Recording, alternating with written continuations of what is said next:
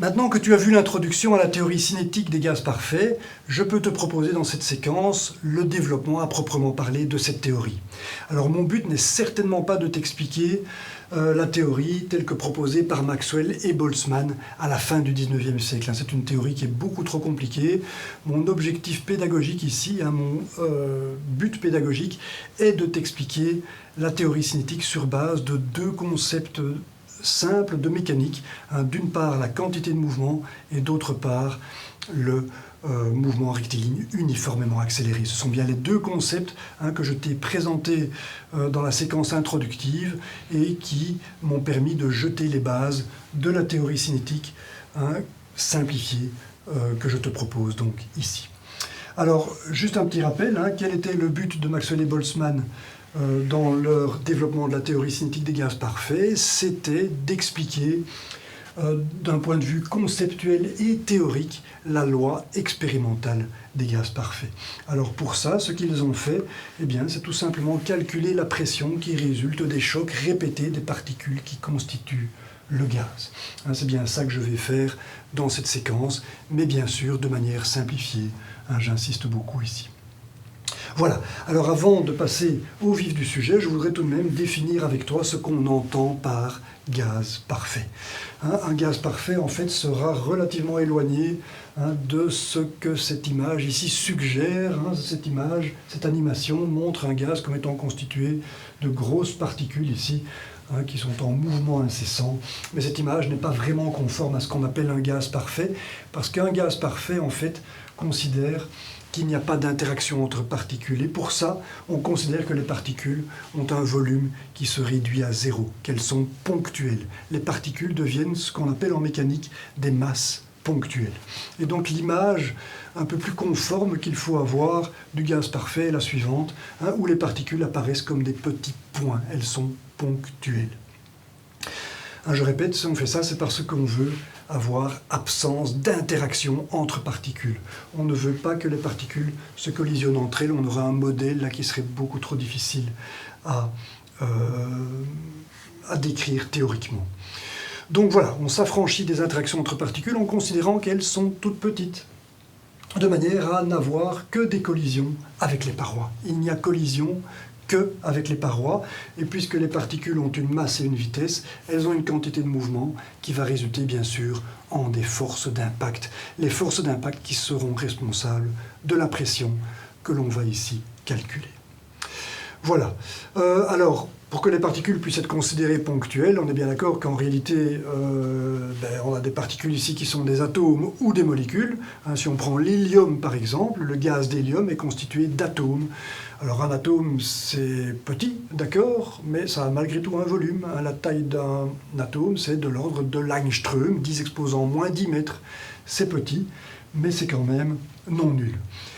Et donc, pour pouvoir considérer les particules comme ponctuelles, ce qu'on fait, en fait, c'est qu'on dit tout simplement que le diamètre d'une particule est beaucoup plus petit que la distance caractéristique qui sépare les particules du gaz. Et donc, on va parler de gaz très dilués. Des gaz, voilà, ici, à cette image-ci, il y a beaucoup de vide dans le gaz, ici, dans ce chaos de particules. On dit qu'on a un gaz dilué, autrement dit qu'on a une pression qui est faible. On est d'accord que si le gaz est dilué, il y a très peu de particules par unité de surface ici qui collisionnent la paroi, et donc la pression est faible. Pression faible, gaz dilué, ça va de pair, et donc un gaz sera d'autant plus parfait que sa pression est faible. Alors à cette condition, il faut peut-être aussi rajouter la condition sur la température qui, elle, ne peut pas être trop basse. Parce que même si la pression est faible, si la température est très basse, ça veut dire que les particules évoluent très lentement. On verra pourquoi par la suite. Et si les particules évoluent très lentement, elles peuvent interagir. Par exemple, ici, la molécule d'eau qui est représentée ici, présente des charges négatives au niveau de l'oxygène. Ces charges négatives peuvent être attirées par les charges positives des atomes d'hydrogène qu'on a ici. Et donc, si la particule avance lentement, cette attraction peut créer ici des agrégats de particules, auquel cas on n'est plus du tout dans les conditions d'un gaz parfait. Il y a interaction entre particules et les choses deviennent beaucoup, beaucoup plus compliquées.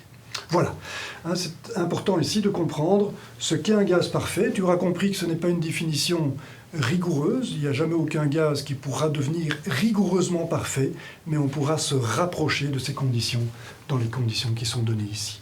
Un gaz dilué, de pression faible et de température pas trop basse. Voilà, ça c'est pour donc la définition du gaz parfait.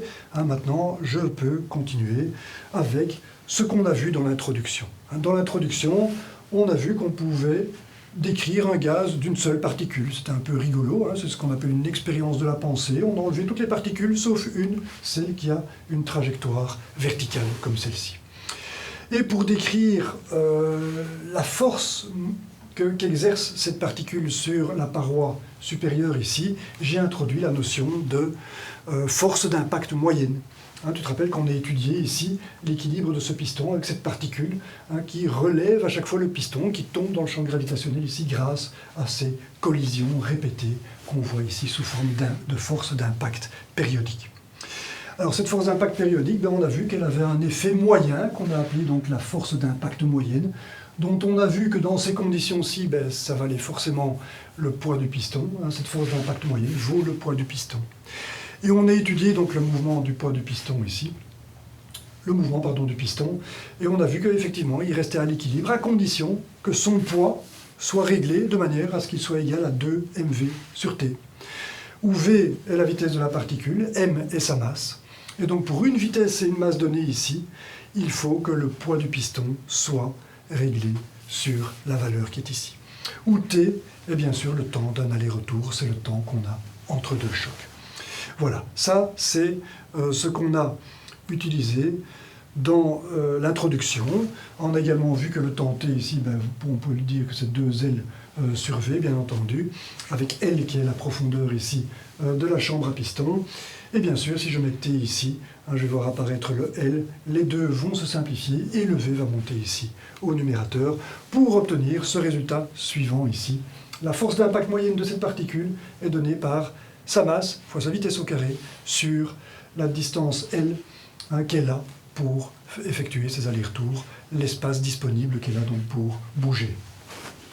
Voilà, c'est de ça qu'on va se servir ici. Je vais maintenant supprimer le piston, on n'en a plus besoin bien sûr.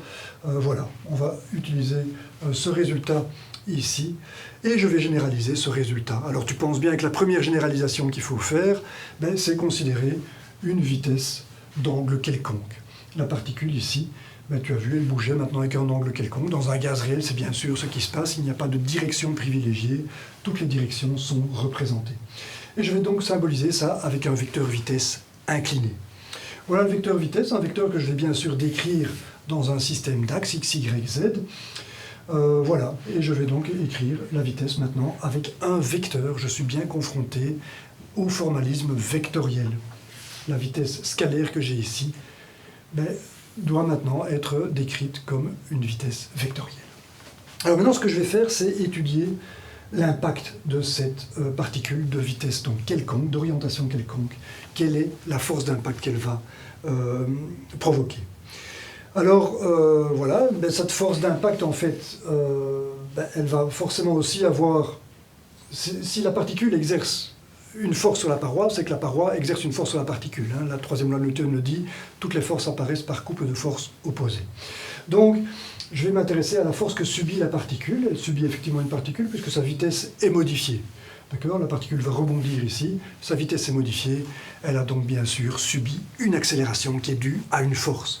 C'est la force qui est opposée à la force d'impact. Cette force, je l'écris ici. C'est une force dépendante du temps, bien sûr. Hein. La force n'existe pas tant qu'on ne touche pas la paroi.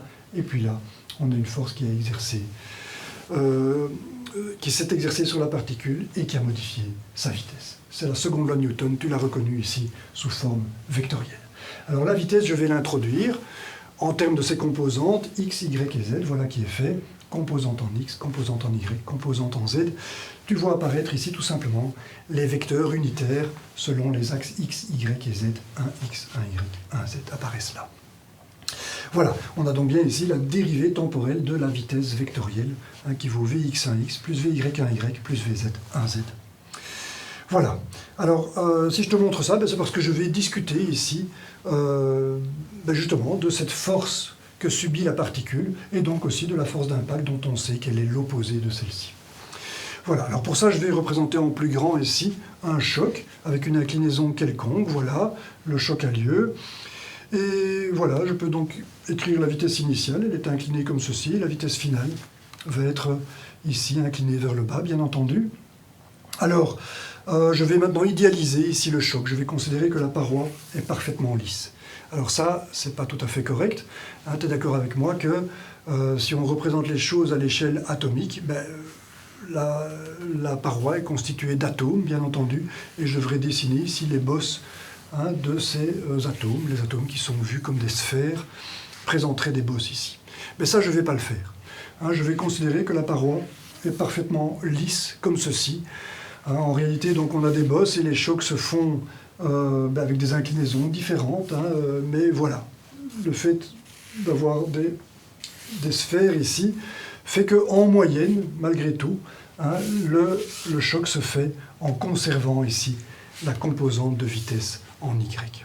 Donc pour simplifier les choses ici, je vais idéaliser cette paroi. Je vais considérer que même à l'échelle atomique, c'est tout simplement une ligne parfaitement droite. Et donc la vitesse, la composante de vitesse en Y ne change pas. Je considère ici bien sûr que je suis à l'échelle microscopique, il n'y a pas de frottement. Donc même si j'avais une vitesse en Y ici, la particule n'a pas été freinée en Y. J'ai conservé ma vitesse en Y parce que la paroi est parfaitement lisse ici et ne retient pas la particule. Elle n'a pas modifié sa vitesse en Y. J'espère que tu comprends bien ça, c'est important. Ceci montre en fait que les dérivées des composantes en Y et en Z sont tout simplement nulles. Il n'y a pas de modification de la vitesse en Y. Sa dérivée temporelle est donc nulle. Et bien sûr, je peux raisonner en disant que la particule vient un petit peu vers nous avec une composante en Z, puisque la paroi est parallèle à l'axe Z, il n'y a pas non plus de modification de la vitesse en Z, et je peux bien sûr la supprimer. Et ceci me montre qu'il n'y a finalement que la vitesse en X qui va jouer un rôle. Effectivement, la vitesse en X, elle a bien changé. Je vois que j'ai bien une composante en X qui va vers le haut ici, qui va vers le bas ici. J'ai bien un changement de la vitesse en X. Ceci va jouer, et ça me montre que la force sera d'office une force orientée selon un X, c'est-à-dire dans la direction qui sera perpendiculaire à la paroi qui subit le choc. J'ai bien une force qui sera comme avant perpendiculaire à la paroi ici. Ceci est important, c'est une conclusion importante qu'on a ici. Il n'y a que la vitesse, la modification de la vitesse en X qui intervient. Voilà. Donc, puisqu'il n'y a que la modification de la vitesse en X, tout se passe comme si j'avais une particule qui bouge verticalement avec une vitesse qui vaut VIX, la composante en X de la vitesse, ici. Donc voilà, j'ai tout simplement un mouvement ici qui est dans ce cas-ci vertical, mais tu es d'accord que ce mouvement qui sera vertical d'aller-retour ici, je pourrais l'obtenir en appliquant le principe de relativité de Galilée, en me mettant dans le référentiel de la particule ici, qui avance à la vitesse VIY, qui ne change pas. VFY est égal à VIY. Et donc, dans ce référentiel, je vois effectivement la particule qui monte et puis qui descend. C'est ce que je vais voir avec l'animation ici. Ok. Conclusion. Que la vitesse soit inclinée ou non, on voit qu'on peut utiliser le résultat qu'on avait pour une trajectoire verticale. Il suffit, pour tenir compte de l'inclinaison, de prendre la composante en X de la vitesse. Et c'est donc ce que je vais écrire ici. La force d'impact de cette particule sur la paroi ici n'est due en fait qu'à la composante en X de la vitesse de cette particule. C'est le Vx qui vient d'apparaître ici. Et voilà, ça veut dire que je peux changer V par Vx, bien sûr. Avant, j'avais V ici. Dans l'introduction, j'avais introduit la vitesse comme étant verticale, j'avais V, c'est devenu Vx, et bien donc je mets Vx. De même ici, pour le temps, je vais prendre la projection de la vitesse le long de l'axe X. Je reviendrai là-dessus dans quelques minutes, si tu as du mal à comprendre pourquoi le temps peut être donné par cette projection de la vitesse ici. Mais voilà, donc si je combine ce temps à l'expression qui est ici, je vois que j'aurai bien les deux qui vont se simplifier, le Vx qui va monter ici au numérateur qui me donnera un Vx carré. C'est le résultat ici, qui est donc la généralisation pour toute inclinaison de ce qu'on a vu dans la séquence introductive. Voilà, alors je vais indiquer donc ce résultat ici, puisqu'on est arrivé à ça. C'est la force d'impact moyenne d'une particule qui a une inclinaison quelconque. Voilà, alors je vais maintenant discuter un petit peu de ceci. Si tu n'es pas convaincu que le temps d'un aller-retour sera donné par 2 fois L, la longueur de l'aller-retour, divisé par la vitesse en x, c'est vrai que c'est un petit peu abstrait, prendre une composante de vitesse, ça peut paraître abstrait bien sûr. Donc, je vais te l'expliquer autrement. On va d'abord prendre un cas limite qui montre que, effectivement, c'est probablement juste. Si je prends une particule qui évolue horizontalement, tu es d'accord que sa composante en x, elle vaut 0. Donc j'aurai 0 ici, et je vois que j'ai un temps qui sera donc infini. Effectivement, elle peut osciller ici pendant un temps infini, cette particule, jamais elle ne touchera ici cette paroi verticale, cette paroi horizontale, la paroi supérieure ici, et donc ça correspond bien à un temps infini. Elle ne touchera jamais cette paroi. Ok, donc ça c'est déjà une première indication, comme quoi ceci serait juste, mais on peut peut-être être un peu plus convaincant en représentant ici la trajectoire d'un allié simple.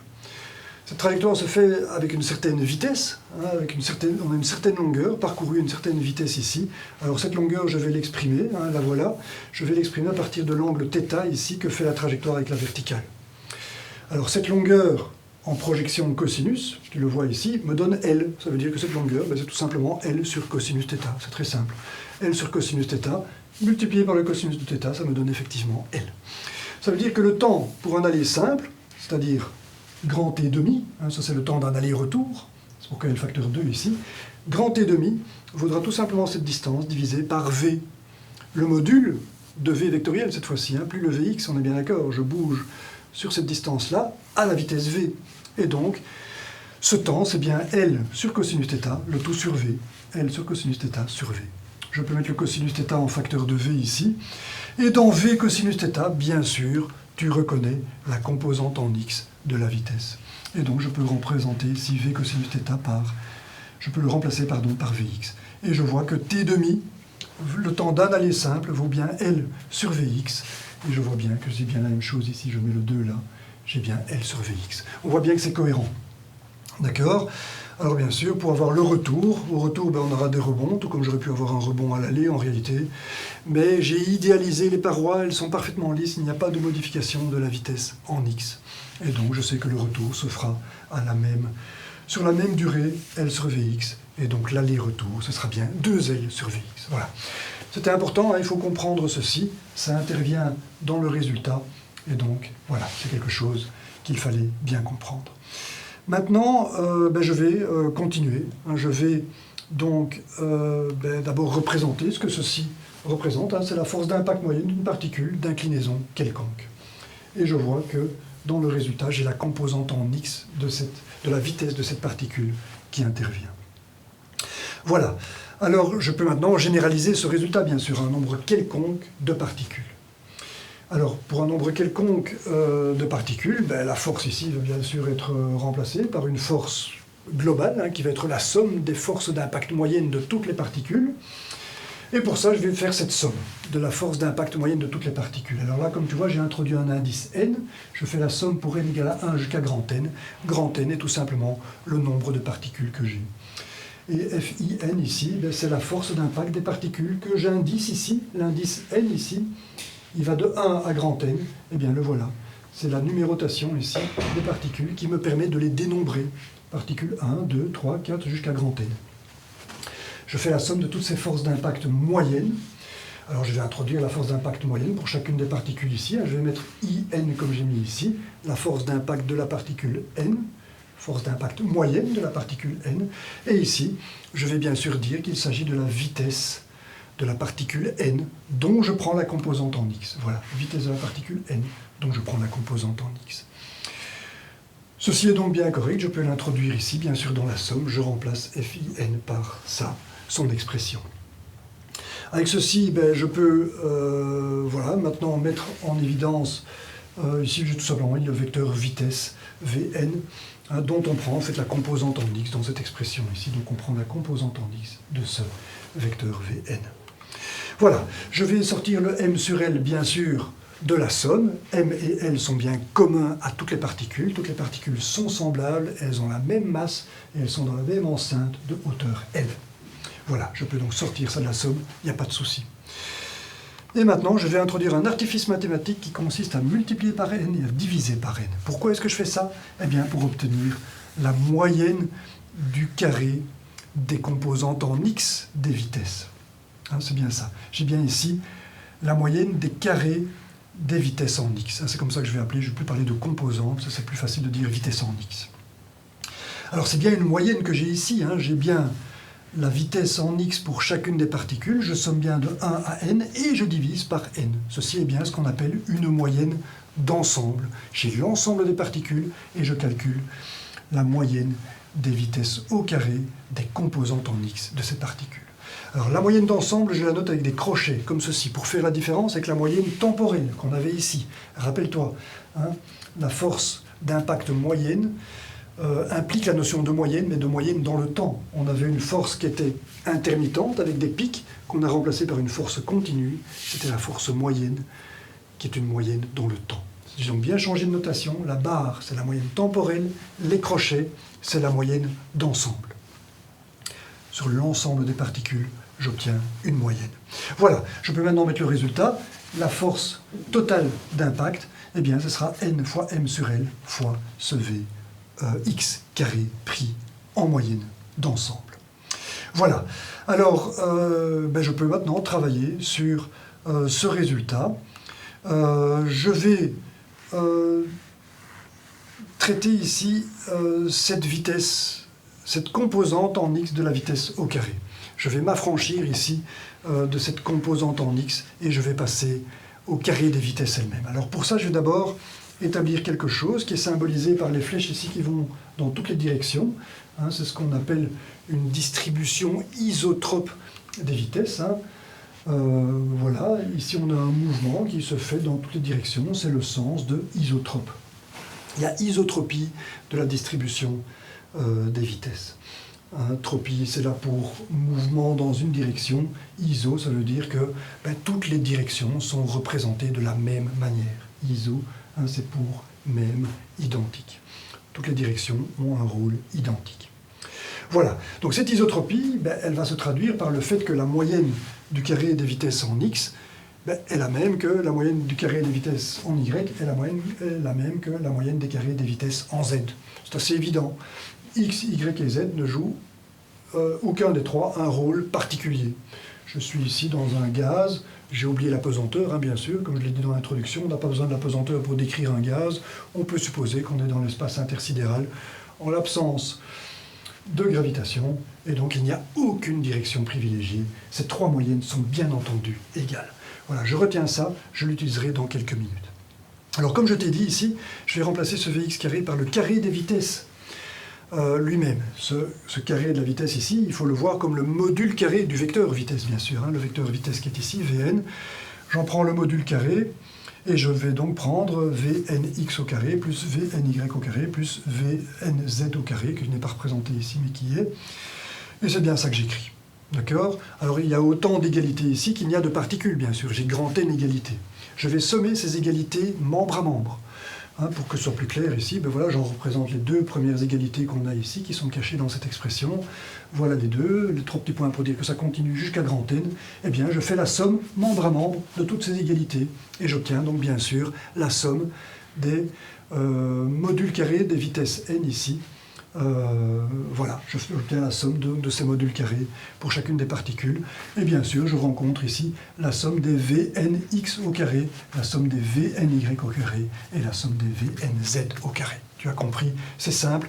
Pourquoi est-ce que je fais ça? Eh bien parce que maintenant je divise par grand N pour obtenir les moyennes d'ensemble du carré des vitesses, tout simplement ici, que j'obtiendrai. Donc après division par N ici, j'obtiendrai les moyennes. La moyenne du carré des vitesses en x qu'on a déjà obtenu tout à l'heure, la moyenne du carré des vitesses en y et la moyenne du carré des vitesses en z. Et puisque la moyenne des carrés des vitesses en z et en y sont égales à la moyenne des carrés des vitesses en x, eh bien j'obtiens 3 fois la même valeur ici. J'obtiens 3 fois Vx au carré. Voilà, j'ai profité ici de l'isotropie de la distribution des vitesses. Il n'y a pas de direction privilégiée, et donc ces trois grandeurs sont parfaitement égales. Elles se regroupent donc ici avec un facteur 3. Alors tu as remarqué que je mets ce 3 en rouge ici, parce qu'il joue un rôle très très important pour la suite, hein, que je te proposerai pour l'étude de la thermodynamique. Le 3 ici, tu vois qu'il représente tout simplement le nombre de dimensions de l'espace. On vit dans un espace à 3 dimensions, et c'est pourquoi on a un 3 ici. En quelque sorte, ce 3 représente le nombre de degrés de liberté qu'ont les particules pour bouger. Elles peuvent bouger de bas en haut, c'est 1 degré de liberté. Elles peuvent bouger de gauche à droite, c'est un 2e degré de liberté. Et elles peuvent bouger d'avant en arrière, c'est un 3e degré de liberté. C'est bien ça que signifie ce 3, et c'est pourquoi je le mets en rouge, c'est important, tu le verras par la suite. Voilà. Donc j'ai 3 Vx carré ici, ça me permet de remplacer le Vx carré par 1/3 de V carré, comme je l'écris là, et je vais le faire tout de suite ici. À la place de Vx carré, on a 1/3 de V carré, et je l'écris. Voilà qui est fait. Et ça, c'est un résultat qui nous amène quasiment au bout de la théorie cinétique simplifiée, puisque maintenant j'ai la force totale exercée sur la paroi supérieure. Comme tu vois, je viens d'introduire la perspective ici, qui me fait apparaître la surface sur laquelle cette force totale est exercée.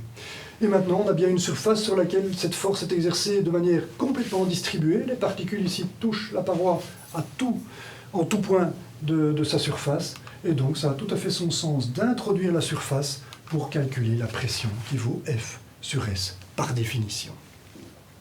Voilà, donc je vais diviser ceci par S et je vais voir apparaître S fois L ici, qui n'est rien d'autre bien sûr que le volume. S fois L, c'est le volume de l'enceinte contenant le gaz, qui contient donc lui-même n particules de masse m ayant une vitesse moyenne au carré qui est donnée donc ici par V carré entre crochets. Voilà, ceci nous donne le résultat. Il suffira maintenant de mettre V dans le membre de gauche ici, qui n'est rien d'autre que la pression, et je vois donc, j'oublie de dire que V c'est le volume, ici, voilà, c'était une évidence. Je mets V en produit de la pression ici, et je vois apparaître N fois 1/3 de M, V carré. Ça, c'est le résultat final de la théorie cinétique des gaz parfaits. Ça donne une expression qui est extrêmement proche de la loi expérimentale des gaz parfaits que je reproduis ici. Le produit PV à température constante est proportionnel au nombre de particules. Ici, on constate que le produit PV à vitesse au carré constante, pour une manière de l'exprimer, est aussi proportionnel au nombre de particules. Et on est confronté inévitablement, après avoir réalisé ce développement, on est confronté inévitablement à une comparaison. On constate que ces deux lois sont très très proches l'une de l'autre, qu'il suffit d'interpréter le KBT qu'on a ici comme représentant en réalité cette grandeur-ci, 1/3 de mv carré. On ne peut pas faire autrement. Si on adhère à ce modèle, ce que Maxwell et Boltzmann ont fait, ils se sont dit qu'un gaz était un ensemble d'atomes en mouvement permanent. Ils sont donc arrivés à ce résultat-ci, et ils ont été confrontés donc à cette comparaison. Et il était forcément inévitable de dire que le KBT qui était ici devait être égal à cette grandeur physique-ci, la masse fois la vitesse au carré prise en moyenne. Et donc voilà, ils ont fait ce pas, ils se sont dit que le KBT qui était ici est égal à 1/3 de mv carré. C'était une hypothèse, bien sûr, à ce stade. On ne savait même pas que la matière était faite d'atomes. Mais sur base de cette hypothèse, si cette hypothèse est exacte, eh bien, la température représente ces grandeurs-ci, ce produit de la masse fois la vitesse au carré, le tout divisé par 3. Le tout divisé par KB, bien sûr. Alors je vais bien sûr d'abord interpréter ceci. Dans le V carré, on se rappelle qu'on a la moyenne des vitesses au carré. Là voilà, la moyenne d'ensemble des vitesses au carré. Je peux multiplier ça par M, puisque c'est MV carré que je vois apparaître. Et une fois que j'ai fait ça, je peux rentrer bien sûr le M dans la somme ici. Et je vois apparaître ici 2 fois l'énergie cinétique. Je vais multiplier par 2, diviser par 2. De nouveau un petit artifice mathématique ici, c'est bien pratique, qui me fait apparaître l'énergie cinétique. Et je vois donc l'énergie cinétique de chacune des particules. Je reviens un petit peu en arrière, on a bien la particule N ici. Ceci, c'est bien l'énergie cinétique de la particule N. EC, énergie cinétique de la particule N. Voilà, et je vois apparaître la moyenne d'ensemble de l'énergie cinétique des particules. Alors cette moyenne d'ensemble, on pourrait la noter entre crochets, mais dans les bouquins de thermodynamique, quand on présente la théorie cinétique, on présente cette énergie cinétique sans les crochets qui est ici. On dit que EC est l'énergie cinétique moyenne par particule du gaz. EC représente tout simplement l'énergie cinétique moyenne qu'une particule du gaz a ici. Voilà. Voilà, donc ce que je viens de faire ici, ça te montre que mv carré c'est 2 fois EC, donc on aura ici 2 EC sur 3. Alors ce que je viens de te détailler ici, vraiment dans tous les détails, je peux le faire ici de manière plus directe. Le M, je peux le rentrer dans la moyenne d'ensemble, bien entendu, et puis je peux multiplier par 2, diviser par 2 artificiellement ici, pour obtenir la moyenne de l'énergie cinétique. Et j'obtiens bien sûr KBT qui vaut 2 tiers de EC, et c'est ce que je vois apparaître ici. La température, c'est, je mets le KB donc de l'autre côté ici, 2 sur 3 KB, pardon, fois l'énergie cinétique. Et là, c'est donc ce qu'ont obtenu comme résultat Maxwell et Boltzmann. C'est le grand résultat de la théorie cinétique des gaz parfaits. C'est la compréhension physique de ce que représente cette grandeur température. On voit que la température représente à une constante près de l'énergie cinétique. La température représente l'énergie cinétique moyenne que chaque particule a ici dans le gaz. Voilà, c'était quelque chose forcément d'extrêmement important, tu peux l'imaginer. On a enfin compris ce que c'était que cette température. En particulier, rappelle-toi que dans la loi des gaz parfaits, c'est bien la température absolue dont il s'agit. On comprend maintenant très bien pourquoi il y a un zéro absolu de température. Pourquoi est-ce qu'on ne peut pas descendre en dessous du zéro absolu de température? Eh bien, tout simplement parce que T égale à 0 correspond à une énergie cinétique égale à 0. Ça veut dire qu'il n'y a plus de mouvement. Une température nulle, ça veut dire que tout est figé, il n'y a plus rien qui bouge. Énergie cinétique nulle, on ne peut forcément pas aller en deçà, on ne peut pas diminuer encore l'énergie cinétique, c'est pourquoi on ne peut pas diminuer la température en deçà du zéro, qu'on appelle réellement le zéro absolu, pour cette raison. Il est impossible d'imaginer aller en deçà de cette température, tout simplement parce que c'est la température. La température représente l'énergie cinétique et on ne peut pas diminuer plus bas que 0 l'énergie cinétique. Voilà, ça te donne une idée de la puissance de ce modèle, de la théorie donc cinétique des gaz parfaits, qu'on appelle parfois le modèle cinétique des gaz parfaits, ce résultat-ci. Voilà, et tu verras que ça apportera encore bien d'autres choses à l'avenir. Tu verras notamment que quand on introduira la notion d'énergie thermique, eh bien on verra que l'énergie thermique est en fait de l'énergie cinétique, en tout cas pour les gaz monoatomiques. Une fois que les particules là se mettent en mouvement, on va obtenir ce que Démocrite pressentait déjà, en tout cas c'est présent dans ses textes. Il disait non seulement que la matière est constituée d'atomes, mais il disait aussi que la chaleur correspond au mouvement de ces atomes. Il disait que la chaleur est mouvement. Et donc dès que ces atomes sont en mouvement, ils ont de l'énergie cinétique et ils ont donc de l'énergie thermique. Si on leur rapporte de la chaleur, ils vont accélérer, leur énergie cinétique sera plus importante. Voilà, je répète ici donc la présence de Démocrite ici pour insister sur son génie. Déjà au IVe siècle avant Jésus-Christ, il avait pressenti que la chaleur était de l'énergie cinétique, correspondait donc à du mouvement. Voilà, c'est ici que se termine cette séquence. J'espère que tu l'as comprise. Elle est importante, je le répète, elle permet de comprendre énormément de choses pour la suite de la théorie de la thermodynamique. Voilà, merci pour ton attention et à très bientôt.